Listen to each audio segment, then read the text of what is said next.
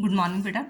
आज हम क्वेश्चन करेंगे make a critical evaluation of India सा पॉलिसी ऑफ नॉन अलाइनमेंट कि इंडिया की जो पॉलिसी नॉन अलाइनमेंट की है उसका आप क्रिटिकल जो एवेल्यूशन करो कि उसमें क्रिटिकल एवेल्यूएशन यानी कि उसमें advantage and disadvantage merit and demerits को डिस्क्राइब करो, मेरिट एंड डीमेरिट्स, और एंड में इसकी आप रेलिवेंस भी बता सकते हो।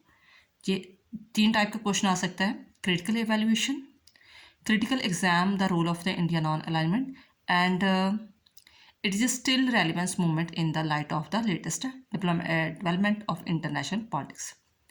Ja, what have been the merits and demerits of the policy of non-alignment of India? ये 3 टाइप का क्वेश्चन वगैरह बन सकता है। इस वीडियो में मैं जस्ट मेरिट एंड डीमेरिट्स को डिस्क्राइब करूँगी और नेक्स्ट वीडियो में इसकी जो रेलिवेंस है उसे डिस्क्राइब करूँगी। ठीक है, लेट अस स्टार्ट।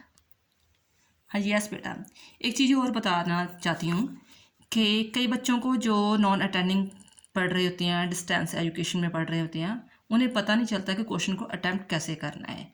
जब ऐसे क्रिटिकल एवेल्यूएशन का क्वेश्चन आता है तो आपने कोई भी मीनिंग, डेफिनेशन, स्टार्टिंग कुछ भी ऐसा नहीं करना होता, सीधे आपने पॉइंट पर आना आता है। उसके थोड़ा सा बताकर आप जो पूछा है एडवांटेज, डिसएडवांटेज, क्रिटिकली रेलिवेंस, वो चीज़ों पर आप फोकस करो। ठीक है, आप कई बच्चे क्या करते हैं, मैंने एग्जाम में देखा है एज ए सुपरवाइजर ट्यूटर के तौर पर कि बच्चे क्वेश्चन कुछ पुट किया होता है और आंसर कुछ अटैम्प्ट कर रहे होते हैं। तो एग्जामिनर क्या करता है, जब हम पेपर चेक करते हैं, जो क्वेश्चन हमने पूछा ही नहीं आप वो अटैम्प्ट कर रहे हो, स्टार्टिंग आप लिख रहे हो, उसके फीचर्स लिख रहे हो, डजेंट मैटर, वो चीज़ कोई मैटर नहीं करती, तो हम उसे क्या करते हैं, क्रॉस कर देते हैं कि हमने जो चीज़ पूछी नहीं आप उसे क्यों अटैम्प्ट कर रहे हो, जो पूछा उस पर फोकस करो। ठीक है, तो ऐसे जब क्रिटिकल इवैल्यूएशन जो क्वेश्चन आता है तो आपने जस्ट उसकी आलोचनात्मक व्याख्या करनी है, एडवांटेज एंड डिसएडवांटेज लिखना है। किसी भी क्वेश्चन का कोई भी क्रिटिकल इवैल्यूएशन आता है।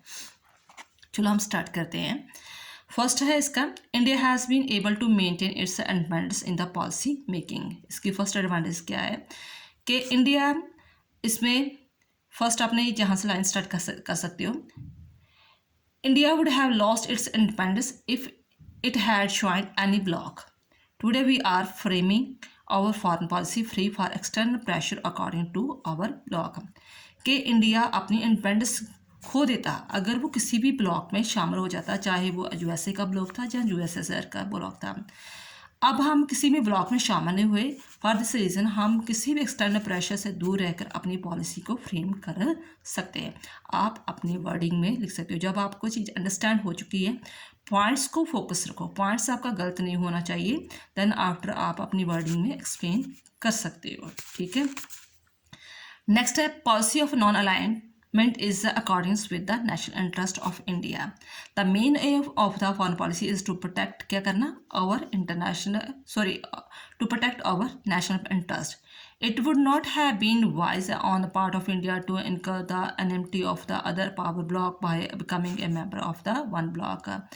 हमारे इंडिया के फेवर में यही था कि हम अपने अगर नेशनल इंटरेस्ट प्रोटेक्ट करना चाहते हैं तो किसी भी ब्लॉक में शामिल हो। अगर हम किसी ब्लॉक में, एक भी ब्लॉक में शामिल हो जाते तो नेचुरली हमारा दूसरा जो ब्लॉक था दुश्मन बन जाना था, इसलिए ये हमारे नेशनल इंटरेस्ट के फेवर में था। पॉइंट्स को आपने बेटा कन्फ्यूज़ नहीं करना, पॉइंट टू सेम लिखना है, बीच में आप अपनी वर्डिंग बार बार कह रही लिख सकते हो। नेक्स्ट है, India has been able to maintain neutral status.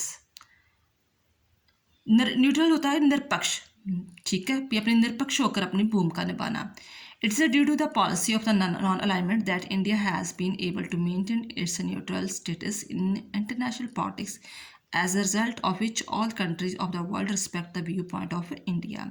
यही कारण है कि अगर हमने ये अपनी पोजीशन बनाकर रखी हुई है तो पूरी दुनिया में हमें एज ए रिस्पेक्ट के तौर पर देखा जाता है। नेक्स्ट है, इंडिया का role in the solution of international conflicts. Neutral role तो बना के रखा, लेकिन हम इंटरनेशनल जो भी प्रॉब्लम्स आती है उसमें बढ़ चढ़ कर उसमें प्रॉब्लम को सॉल्व करने की कोशिश करते हैं जो भी है। India has been able to play a positive role, ठीक है ना, हमने पैसिव रोल नहीं अपनाया, कौन सा रोल अपनाया, एक्टिव और positive role. In different international conflicts, जो भी इंटरनेशनल कोई कॉन्फ्लिक्ट्स क्रिएट हुए हैं, वियतनाम का, हंगरी का, किसी भी देश का हुआ है, ठीक है, कोरिया का, तो हमने बढ़ चढ़कर उसमें पॉजिटिव रोल को प्ले किया है. Because of its policy of non alignment, as a result India has gain considerable respect and prestige in the international sphere. India has been able to get the support of both blocs. For this reason हमने दोनों का ही सहयोग प्राप्त किया है, America का भी और यूएसएसआर का भी. Being a non-aligned country, as a non align country होने के नाते India has able to get the support of both blocks. Example कैसे दी है, जैसे we now very well that America offered help to us when China invaded India in the 1962. जब China ने हमारे देश पर हमला किया था तो अमेरिका ने हमें ऑफ़र किया था कि आप हमारे साथ आ जाओ, तो हम आपको हेल्प करने के लिए तैयार है. ठीक है ना, क्योंकि आपको पता है कि चाइना और रशिया एक ही है, यानी कि दोनों आपस में मित्र देश हैं, दोनों की पॉलिसी, आइडियोलॉजी, सरकारों का सिस्टम एक जैसा है. तो वो रशिया जो अमेरिका है वो चाइना और रशिया का मान लो कि एक अगेंस्ट है उसके. तो जब चाइना ने इंडिया पर हमला किया तो अमेरिका ने ऑफ़र की कि आप हमारे साथ मिक्स हो जाओ, जहाँ हम आपके साथ दोस्ती का हाथ बढ़ाना चाहते हैं. सोवियत यूनियन ने extend us help at the time of the Indo पाक. तो जब पाकिस्तान ने हमारे देश पर हमला किया तो रशिया ने हमारी दोस्ती पर हाथ बढ़ाया. लेकिन जहाँ पॉइंट थोड़ा दिमाग में रखना, चाइना ने जब हमला किया तो रशिया ने साथ नहीं निभाया. इसी को लेकर बाद में हमने इसका क्रिटिसाइज़ भी कर रहा है. जहाँ पर हम प्लस पॉइंट कर रहे हैं कि अमेरिका हमारी सपोर्ट कर रहा है, बस इसी पॉइंट को हम दूसरी तरफ भी लेकर जाएंगे कि जब चाइना ने हमला किया तो रशिया ने हमारी सपोर्ट नहीं किया. तो पता है कि क्यों नहीं सपोर्ट की, क्योंकि वो दोनों एक दूसरे के मित्र देश हैं. And during the Kargil war, USA asked Pakistan to withdraw the forces from the Indian territory and the respect line of control. ये 5 एडवांटेज है जिससे जो ये चाहते हैं कि नहीं, जो नॉन अलाइनमेंट मूवमेंट है वो आगे और चलनी चाहिए. लेकिन इससे ज़्यादा पॉइंट्स है जो इसे क्रिटिसाइज़ कर रहे हैं कि नहीं, ये जो नाम है नॉन अलाइनमेंट मूवमेंट है, एक्स्ट्रा खर्च है, बर्डन, इसे ख़त्म कर देना चाहिए. वो अपने अपने जो लॉजिक है वो देते हैं. फर्स्ट रीज़न क्या दे रहे हैं, non alignment has provided us baseless sense of security. ये जो लाइन, ये पॉइंट्स हैं हम शॉर्ट क्वेश्चन आंसर से करेंगे. पहले तो आप यही लाइन ले सकते हो, ठीक है ना, कि क्रिटिसाइजर मतलब जो है some people criticize of the non-alignment movement that it has provided us a baseless sense of security. इसी लाइन को ही आप जो पॉइंट में एक्सप्लेन कर सकते हो. अगर आपको लाइन नहीं बनानी आ रही तो आप ऐसे भी लिख सकते हो, India has failed to protect her national interest. ठीक है, जहाँ the policy of non aligned has given to India a sense of false security. India has to fight many wars for her security. आप ditto copy ये line जो है वहाँ पर लिख सकते हो. पॉइंट्स वो लिखकर सेम टू सेम जेल आप लाइनें ऐड कर सकते हो. The policy of non alignment has given to India a sense of fast security. India has to fight many wars for her security. क्योंकि उस पॉइंट्स में बहुत सारी एक्सप्लेनेशन दी है कि कब कब युद्ध हुआ था और कब कब किसी देश ने हमारी हेल्प नहीं की. तो यहाँ हमें इतनी एक्सप्लेन करने की ज़रूरत नहीं है. जब 20 नंबर का क्वेश्चन आता आप ये 2 लाइनें लिख सकते हो. नेक्स्ट है, हाँ जी, तीसरी लाइन आप ये ऐड कर सकते हो. ये पॉइंट एक्सप्लेन किया था ना अपने शॉर्ट क्वेश्चन आंसर में. तीसरी लाइन आप ये ऐड कर सकते हो, in the present age of power politics nations power is more necessary than the non align for the protection of state. Next point है, India has fail to protect its national interest. हमने advantage में कहा था कि ये हमारे national interest के according है कि हम नॉन अलाइनमेंट अपना रहे हैं, बट क्रिटिसाइज ये कर रहे हैं कि नहीं, हम नेशनल इंटरेस्ट को प्रोटेक्ट कर ही नहीं पा रहे. रीज़न क्या है, India claim to be non alignment non-aligned, but America and China have often opposed India on the international platform. As a result, India has not been able to protect its national interest. हम सोचते थे कि ये दोनों की हमें जो support मिलेगी, पर जब भी हम कोई इंटरनेशनल मंच होता है, ठीक है ना, यूएनओ का हो गया या WTO का हो गया, जो भी इंटरनेशनल मंच आते हैं, तो ये दोनों देश अमेरिका और चाइना हमारी सपोर्ट नहीं करते. ठीक है, तो हम दोनों का जो है अपनी नेशनल इंटरेस्ट प्रोटेक्ट करने में फेल साबित हो रहे हैं. नेक्स्ट पॉइंट है, doubt about the neutrality of India. हमने एडवांटेज में कहा था ना कि हमारा जो है ये पॉलिसी न्यूट्रलिटी है, ठीक है। But some people doubt the neutrality of the India and they opine that India has been inclined towards the Soviet Union from the very beginning। पीछे हमने कहा था कि हम न्यूट्रल है, बट ये कई जो पीपल है वो कह रहे हैं कि नहीं आप न्यूट्रल नहीं हो, आप शुरू से ही किसके जुकाम में हो, यूएसएसआर में, रशिया के जुकाम में, क्योंकि आपने शुरू से उसके साथ पॉलिसी अपनाई हुई है। एक एग्जांपल और देते हैं, आपने ये लाइन ऐड लिख सकते हो, ठीक है। देन एक एग्जांपल दे रहे हैं वो, India has sign a 20-year treaty of peace, friendship and cooperation with the Soviet Union, कि इंडिया ने ऑलरेडी ही 20 साल की जो है वो रशिया के साथ एक समझौता कर रखा है कि हम आपके साथ मित्रता, शांति, कॉपरेशन के साथ रहेंगे, कोई भी बात हो जाए तो हम आपकी मित्रता को नहीं छोड़ेंगे, हम जी साइन करते हैं, लिख कर देते हैं, ठीक है। तो ये क्लियर कट हो रहा है कि आप रशिया के साथ हो, ना कि यूएसए के, ना कि आप न्यूट्रल हो, ठीक है। नेक्स्ट है, it is a policy of the double alignment. Some people regard the policy of non alignment of India as the policy of double alignment. They जे इस पॉइंट में तो ये कह रहे थे कि आप रशिया की तरफ हो, ठीक है। कुछ कह रहे हैं कि नहीं आप डबल स्टैंडर्ड अपना रहे हो। They opine that India is attempting to adopt double standard to secure help both from the Soviet bloc and Anglo American. क्या आप अमेरिका भी सहायता चाहते हो और सोवियत की सहायता भी चाहते हो, आप डबल स्टैंडर्ड पर हो। It is a more idealist policy. Idealist policy होती है कि ना भी बड़ा आदर्शवादी होना, कि हम हमेशा सच्चे रहेंगे, अहिंसावादी रहेंगे, किसी पर हमला नहीं करेंगे, ठीक है ना। तो ये कहते हैं कि जो क्रिटिसाइज़ कर रहे हैं कि बहुत बड़ी आइडियलिस्ट पॉलिसी है।